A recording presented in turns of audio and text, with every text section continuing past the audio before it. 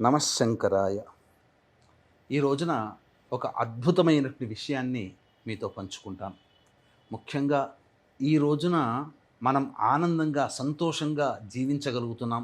అనుకున్నటువంటి విధంగా మనం జీవితంలో ఎదగగలుగుతున్నాము.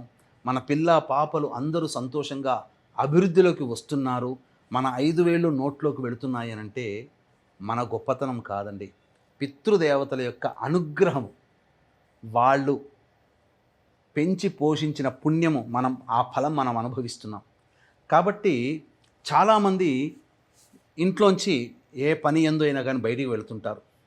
కానీ పితృదేవతల యొక్క అనుగ్రహం కలగాలి, తద్వారా మన జీవితం బాగుండాలి అని భావించే వ్యక్తులు ఎవ్వరైనా కానీ చేయాల్సిందల్లా ఏ పని మనం వెళుతున్నామో ఆ పని విజయవంతం అవ్వాలని మన పితృదేవతలు, తల్లిదండ్రులు, తాత ముత్తాతల యొక్క చనిపోయిన వారి చిత్రపటాలకు ఒక్కసారి నమస్కారం చేసుకొని ఆశీర్వచనం తీసుకొని మీరు బయటికి వెళ్ళండి. ఆ కార్యం జయమవుతుంది.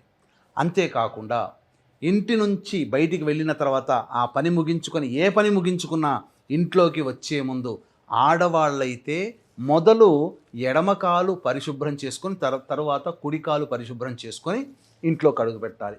మగవాళ్ళు అయితే మొదలు కుడికాలు పరిశుభ్రం చేసుకొని తర్వాత ఎడమకాలు పరిశుభ్రం చేసుకొని ఇంట్లోకి అడుగు పెట్టాలి. ఈ చెప్పిన విధానం ద్వారా చేయడం వల్ల పితృదేవతలు చాలా సంతోషించి మనము అనుకున్న పనులలో మనకు విజయాన్ని సంపాదించి పెడతారట. ఇక ఆచరిద్దామా ఇప్పటి నుంచైనా కానీ?